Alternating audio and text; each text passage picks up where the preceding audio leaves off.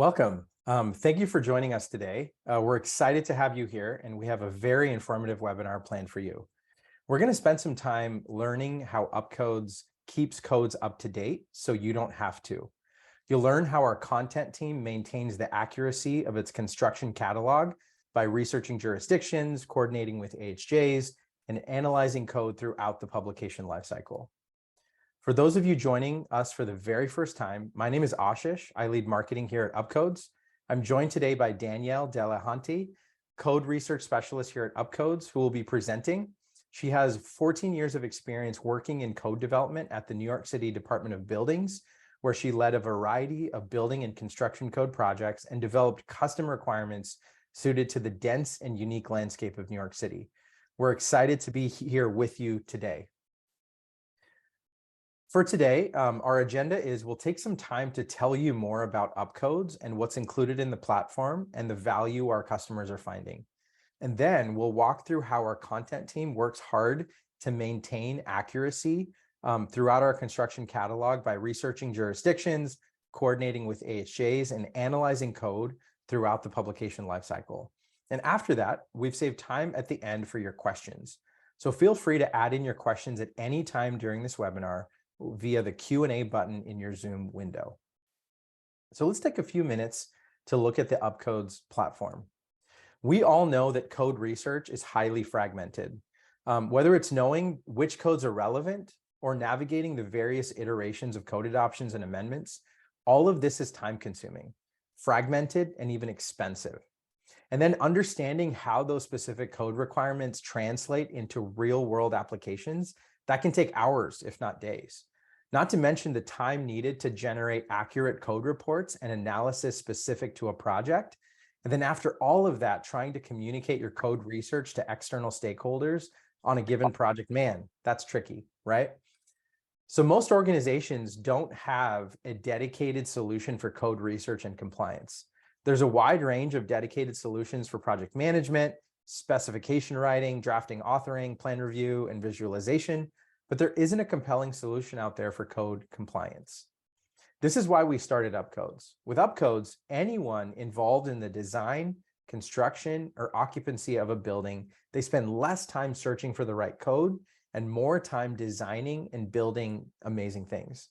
You have a consolidated platform for code visibility and access, and that enables automated and structured research. And that can be easily shared and referenced by anyone on the team. And since we've started, we've seen a significant uptick in usage and adoption across architecture, engineering, general contracting, building officials and plan examiners, and even ownership groups. So effectively, UpCodes is the missing piece in the AEC software suite.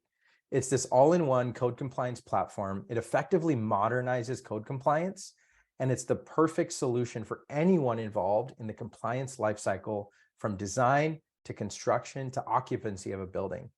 Our platform includes an online code library and search, tools to better understand and get familiar with the code, tools for collaboration and compliance management, and finally, a way to automate your code requirement analysis.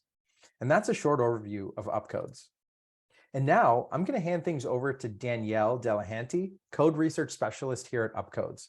She's going to walk through how our content team works hard to maintain the accuracy of our construction catalog by researching jurisdictions, coordinating with AHJs, and analyzing code throughout the publication lifecycle. Danielle, why don't you take it away? Thank you, Ashish.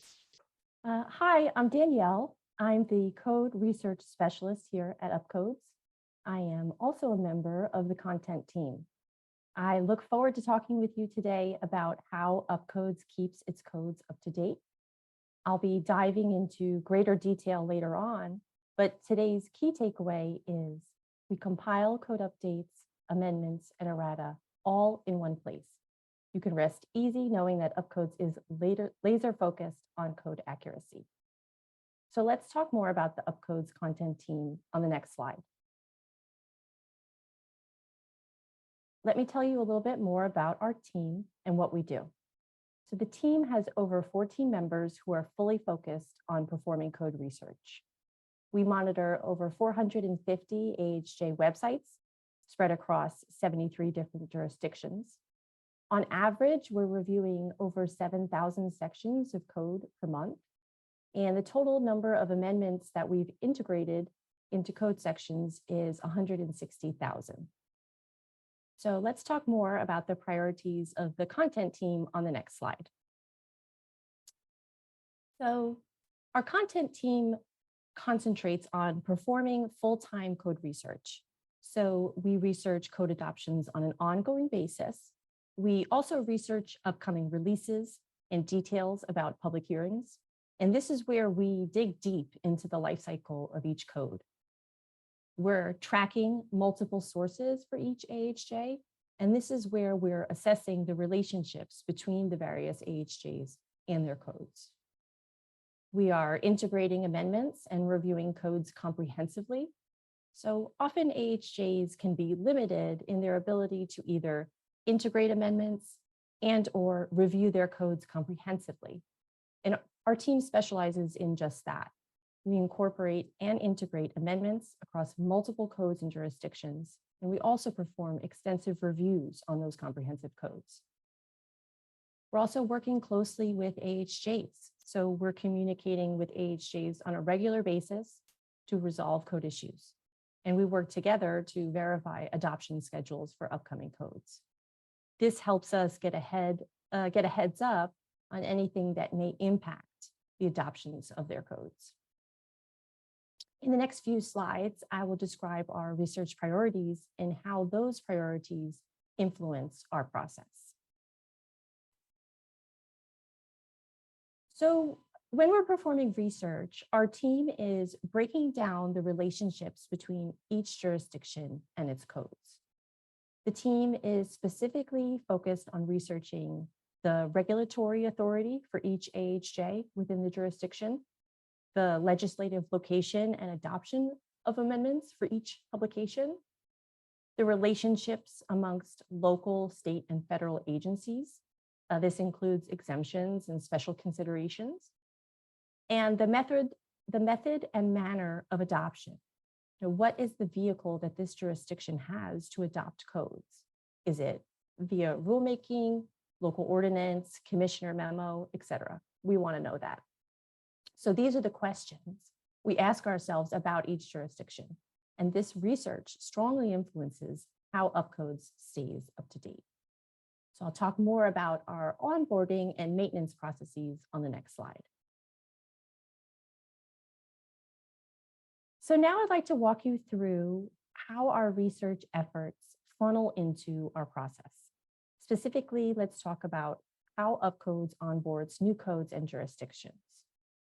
So our content team performs extensive research on each jurisdiction and the codes that they adopt. This research helps us to inform the timeline and adoption status of each new code. Excuse me.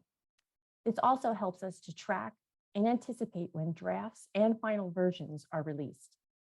When we obtain drafts, we begin to dig into those documents immediately. We evaluate the adoption details, such as a tentative effective date and the base code, and then we further review the drafts to understand the scope of the local amendments.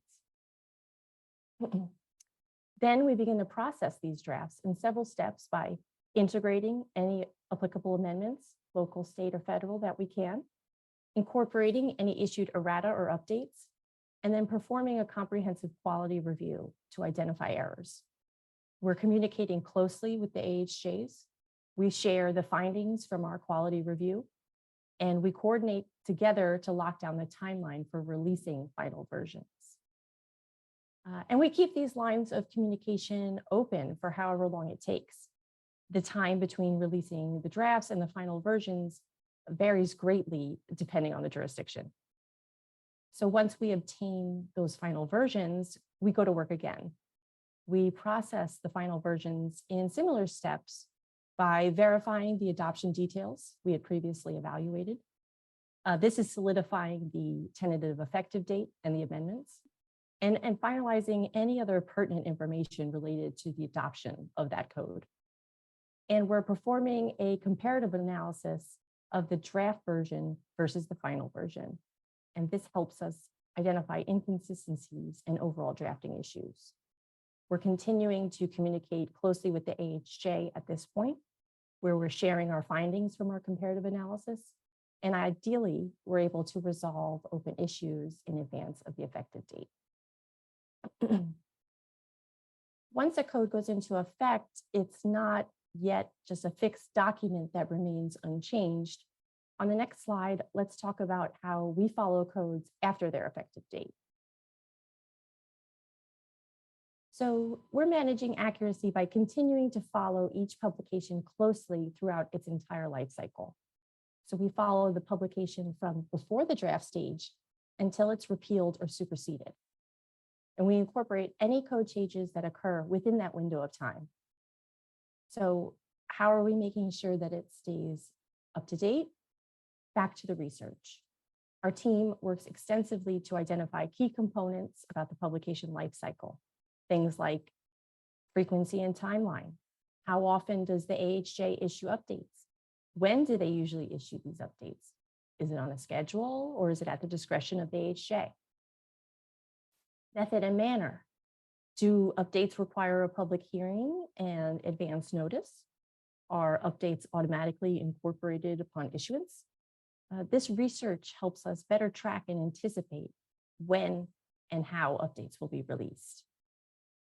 On the next slide, I'd like to discuss some ways we analyze code throughout its publication lifecycle. So UpCodes has spent years building the technology infrastructure and expert team dedicated to performing quality code review. We automatically and manually monitor a variety of AHJ websites on a continuous basis. In addition to these monitoring systems, we're also subscribed to AHJ newsletters, public notices, and registers. This helps us stay on top of any new code developments, and we're able to take action as soon as those developments are announced. Our team also performs regular comprehensive reviews and comparative analyses on our UpCodes catalog.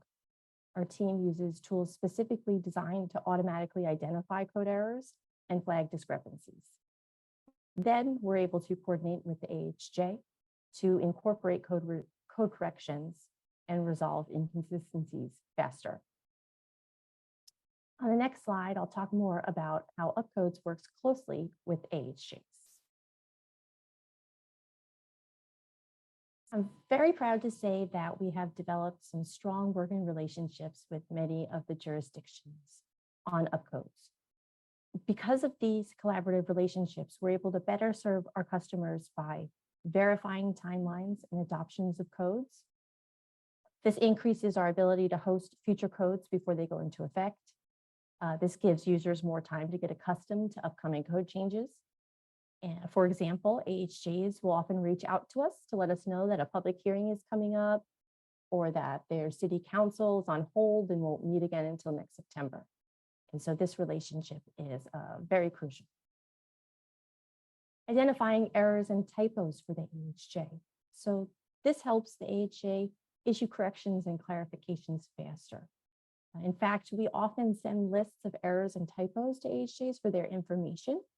And in certain cases, they're able to fix before the code goes into effect. And in other instances, they're able to flag for fixing during their next code revision. So we've talked about our research efforts. We've talked about how we coordinate with AHJs. On the next slide, let's take a look again at the impacts of the UpCodes Content Team. So our team has over 14 members who are fully dedicated to code research. We're monitoring over 450 AHJ websites across 73 different jurisdictions, and those are monitored on a regular basis. Per month, on average, we'll review over 7,000 sections of code, and the total number of amendments we've integrated so far is 160,000. I want to thank you for joining the presentation today. I know that I went into great detail earlier, and you may not be able to remember it all, but today's key takeaway is UpCodes compiles code updates, amendments, and errata all in one place So you can rest easy knowing that the UpCodes team is laser focused on code accuracy. Next, we will be doing some Q&A. So let's get that started. Thanks, Danielle. Really appreciate you taking that deep dive. Probably the first question that I would throw your way here is how does the content team track code adoptions? Right, so that's a great question. I kind of alluded to this in some earlier slides, but I'd like to go over it again. So we're automatically and manually monitoring a variety of AHJ websites. You saw that number earlier, it's over 450, and we're monitoring those on a continuous basis. In addition to these monitoring systems, we're also subscribed to all and as many AHJ newsletters, public notices, and registers that we can be to get the inside scoop on any code developments or code adoptions happening from the AHJ. And then we coordinate directly with AHJs to solidify timelines, adoption statuses, the effective dates, and the final look of the amendments. And so this helps us stay on top of code developments, and we're able to act as soon as they're announced. Great. Probably another question that came through here, and I'm looking right now. Yeah, Michael asked this question. If an AHJ passes a code cycle requirement, but does not uniformly apply all codes across each inspection discipline, how do we cover that in UpCodes? Can you ask me that one more time? Yeah, so Michael had asked the question, if an AHJ passes a code cycle requirement, but does not uniformly apply all codes across each inspection discipline, how do we cover that in UpCodes? So I think I can try and tackle that one. We're integrating the amendments as adopted by the AHJ. And doing that on a publication level. So if the AHJ is making specific amendments in one particular book, but not another particular book, or is making one in a certain chapter or section of a book and then not in another, we are implementing them as adopted by the AHJ. So if this oversight has not been baked into the AHJ's legislation, then it won't be transferred to what we make available on the UpCodes site. But and if we do notice those types of inconsistencies and discrepancies, we do point them out to the AHJ, and maybe they're able to tackle for the next revision cycle or in some kind of interim update. But we are making available exactly what the AHJ is adopting. So in my experience at working as AHJ in the past, sometimes code consistency is one of the largest challenges when code drafting. And so that could be a challenge, but we are putting on our site what is adopted by the AHJ into law. Yeah, thank you, Danielle. And hopefully here, Michael, that answered your question. Next question here is, how does the content team at UpCodes process amendments? Okay, so our team is does a couple things. So our process includes performing a comprehensive review where our team is integrating the amendments. And then our team is also performing a comparative analysis of draft amendments versus final amendments released by the AHJ. And then based on that analysis, we're performing an additional quality review check with special proofreading tools that helps us identify errors and other code issues that we may see. Awesome. And then probably a question that this has come up, not just during this webinar, but also I'm sure our support side also gets this question is, does the UpCodes team edit the documents? It's a great question. So we do not edit the documents. I seem to alluded to that earlier, kind of describing that we are implementing the amendments as adopted by the AHJ. So we do not edit the documents. We do not make any substantive changes or editing of the law. The only time we would make a revision to a section is after receiving that request or confirmation from the AHJ that they would like us to make this clarification or correction on our site. And usually that's accompanied by an UpCodes note. But as a general rule, no, we do not make any editing of these law adopted codes. Great. Danielle, here's a question from Adam. He is a little bit verbose, but I'm just going to try to encapsulate it as best I can here. So he says the words and quote or are critical to code interpretation. While I see more errors come through zoning documents and less in building codes, I occasionally see these words used without regard in the building code as well. Do you ever find these errors and report to the AHJ? That's fantastic. That's a fantastic question because it's so true. And/or is such a divisive concept. I've had many battles in my previous tenure in New York City about and/or. So that's very funny.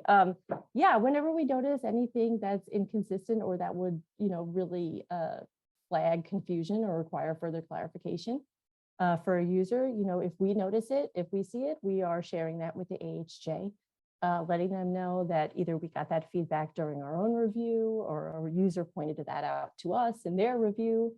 And so we're definitely sharing that, those types of findings and hopefully not finding that issue too much anymore, but it still does happen from time to time. Awesome. And Adam, the second part of your question, I left out because we don't have plans right now, but it is something we're thinking about with zoning ordinances. It's not something in the platform right now, but it is something we are looking at all of our options as we evolve the product. So hopefully that answered your question. Another question here that I want to ask, this is from Andrew, who asked, how do you decide which new jurisdictions to go to? Is there a timeline on the next cities or states? So there is a couple criteria that go into how we determine the next jurisdiction, city, state to adopt their codes and host on our site. There's a lot of criteria that goes into that. It's a combination of, user requests, I would say scope and intricacy of that jurisdiction's legislative adoption and publication materials, assessing the population and the building density of that jurisdiction. So there, we are keeping track of a list, and it is being reviewed by myself, actually. So I'll be looking deeper into that list, but we do have a list of the next future jurisdictions that we'd like to host. And yeah, some of those criteria are how we use to determine which one is going to be coming next. Is there a timeline on the next cities or states? Not a definitive timeline at this moment, but stay tuned to our marketing materials, stay tuned to our site, and you'll be the first to hear about what's coming next at UpCodes. And just to add to that, if there are jurisdictions or different codes that you all would like us to tackle, we would love to hear about that. So please reach out to us. Our team members like Danielle and others, look at all those requests and we prioritize upcoming work. So please let us know if there are sections or code or different things that you would like us to tackle. So yeah. I see Ray on here also saying that And we totally agree with Ray. He says, I encourage anyone that uses building codes to become active in their state or local AHJ adoption process. Ray is on the, we know Ray. Ray is on the AHJ side of the conversation, and he's encouraging the rest of us on the call to get involved in that process. So we couldn't agree more, is all I was going to say. Maybe we'll do one more question here. Danielle, how does the content team handle errors? Oh, okay. So yeah, so it usually depends on the type of error. And depending on the type of error, we consult directly with that AHJ to resolve anything that's typographical or minor that they want resolved. And then based on the AHJ's response, we make corrections immediately if needed.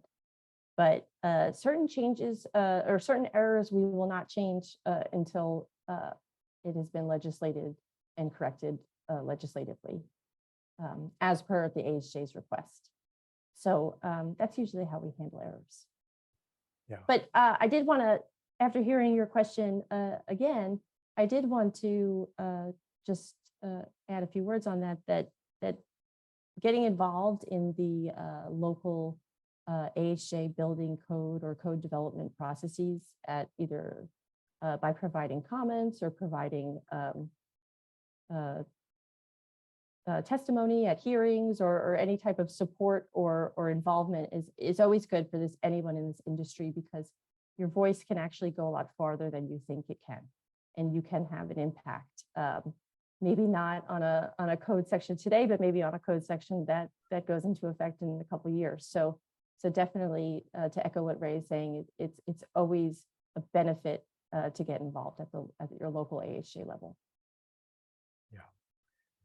Danielle, probably a more practical question here. Could you maybe walk the folks on the call to an example of where they can see those code updates? Like, we say that we incorporate code updates, but how do they find that within UpCodes? Like, what's the way they do that on our platform? One of the questions that we get is, how can I be sure that you've incorporated this code update? How can I be sure you've incorporated this supplement, etc.? So if you visit the jurisdictions codes page, at the bottom of every jurisdictions codes page, there is a feature called adoption details. And the adoption details provides links to each document that has been reviewed by our content team and incorporated into the codes that are on such page. And there's a URL to that source, so you can go and check out that document source yourself. There's also the effective date information related to that source document. And so those are added in most recent on the top. And so you can rest assured that when you see one of those documents there, that you can know that that has been incorporated into the codes that you're viewing above. Further down, there's some other information about the AHJs for that jurisdiction and the sites that you can visit there, and any other kind of specific notes that you may need to know about a particular code applicability within that jurisdiction, or any kind of special note will be there in the adoption details at the bottom of each jurisdiction page. So that's one of the ways that you can self-verify to make sure that our content team has integrated and incorporated all the latest documents. Yeah, thank you so much, Danielle, and thank you for audience for sending in your questions. If there's any other questions, we'd love to kind of hear from you. If you want to take this further and see how UpCodes can be this all-in-one code compliance platform for your team, you can get started for free. There's a free trial. You can sign up at up.codes/sign-up. And thank you all for joining us today. We're really excited to see how you leverage UpCodes for your next project. If you have any more questions, you can contact us directly at support@up.codes. And with that, have a fantastic day and stay safe out there. Thank you all.